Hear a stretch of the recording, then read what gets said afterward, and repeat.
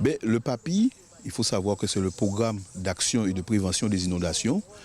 Et suite aux inondations meurtrières de janvier 2011, aux abîmes, donc il y a eu un drame, donc 5 personnes décédées au lieu dit pavé.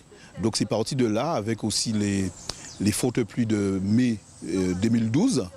Et donc il y a une initiative de partenariat avec 6 villes du bassin versant des Grands Fonds, notamment les Abîmes, Gouzier, Sainte-Anne, Mornalo, Moule et Pointe-à-Pitre, auxquels se sont, se sont joints, et notamment l'État. Donc c'est une phase de lancement des études, des analyses. Le rôle, c'est de réduire fortement l'impact et les conséquences qu'ont les inondations sur la population, sur l'économie, donc sur le territoire.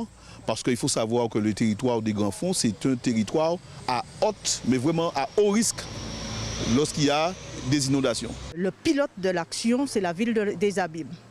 Et en fait, c'est un programme d'action qui comprend 6 communes. Je pense que notre collègue Micheli vous l'a déjà largement expliqué. Et donc, chaque commune a, dans ce grand programme d'action, a en charge une partie. La ville de Sainte-Anne a hérité de la communication.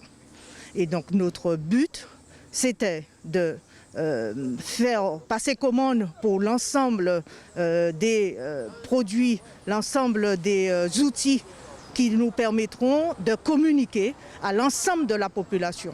Ce qu'il faut savoir, c'est qu'au niveau du rôle du PAPI, il est important de sensibiliser la population au risque d'inondation.